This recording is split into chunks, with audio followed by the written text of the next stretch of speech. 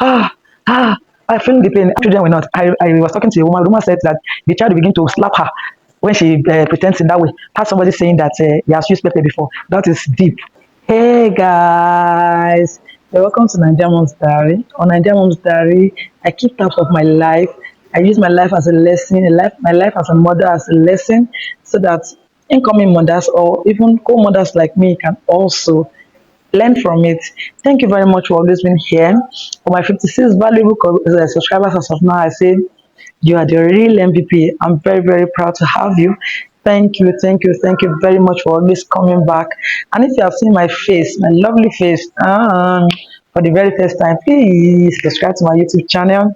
It's going to do me a lot of good. And by liking my videos, you'll make YouTube suggest this video to some other people so that it can be of help to them too. So I'll be glad to have you. So today we are going to be talking about a very important topic, which is winning a child.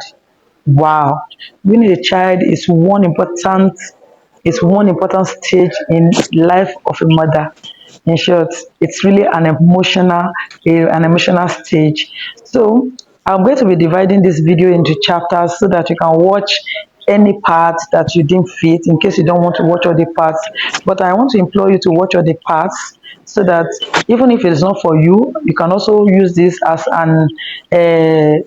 a guide for some other parents, because I must tell you that the method that you use for your first child may not work for your second and may not work for your third. So that is why one has to be versatile.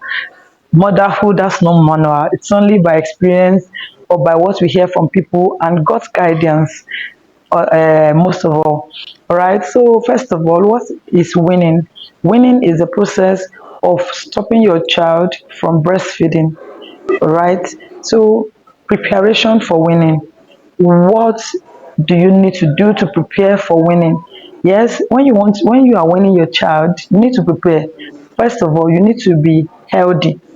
You don't need to be sick at that time, because it's going to be something that you need a lot of energy for. Secondly, you need to be emotionally strong, because this is going to be a kind of little detachment between you and your baby is going to be crying so much, may cry so much, and you need to be strong. When you start it, you cannot go back except you are not ready to do it. So you have to be emotionally strong. Another thing is that you must ensure that the baby is healthy. If your baby is sick, regardless of whether you have planned or you have put a date to it that you have to win the child, please don't win the child.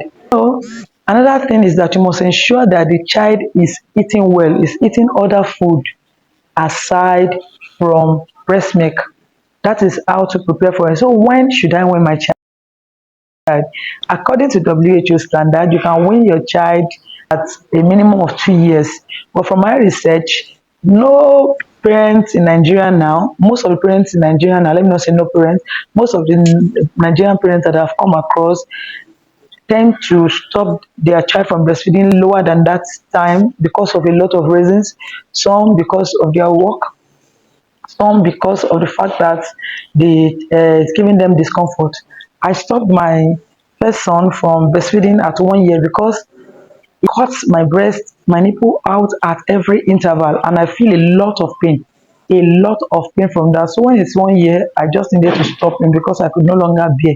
So people with a lot of other reasons, some people are not feeling well enough, so that at that particular time, the child is not able to get food, so they need to get an alternative.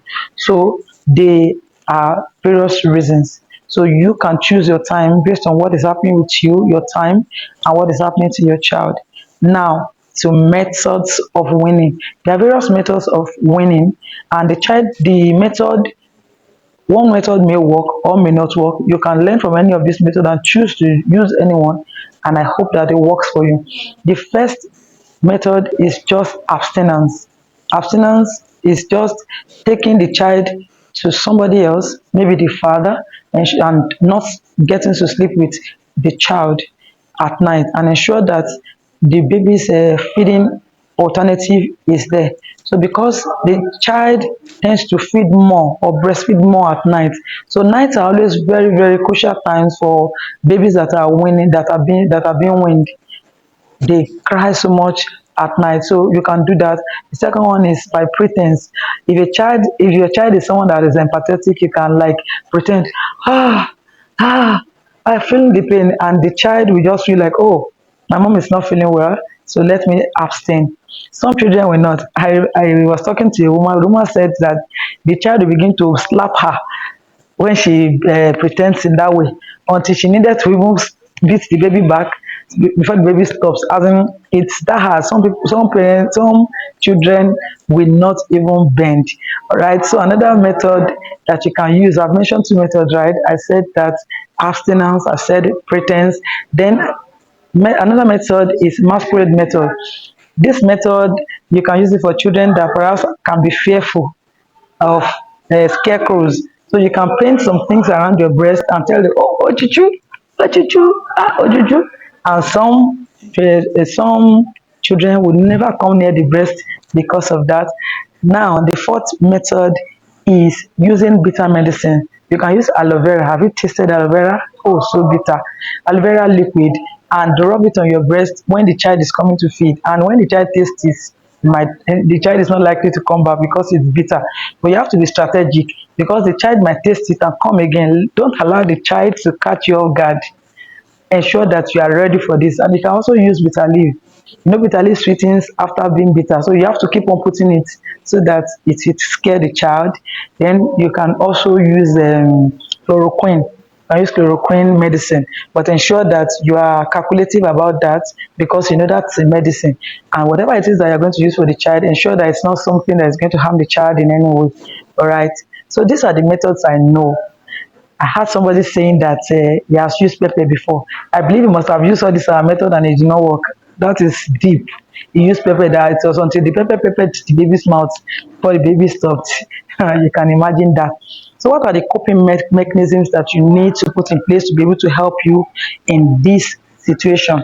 First of all, ensure that every night fill the baby's flask with hot tea, so that when the baby is crying, you feed the baby with the tea with a little the baby milk, very rich, so that the baby will use it, we fill his tummy with it, and it will make the baby to sleep.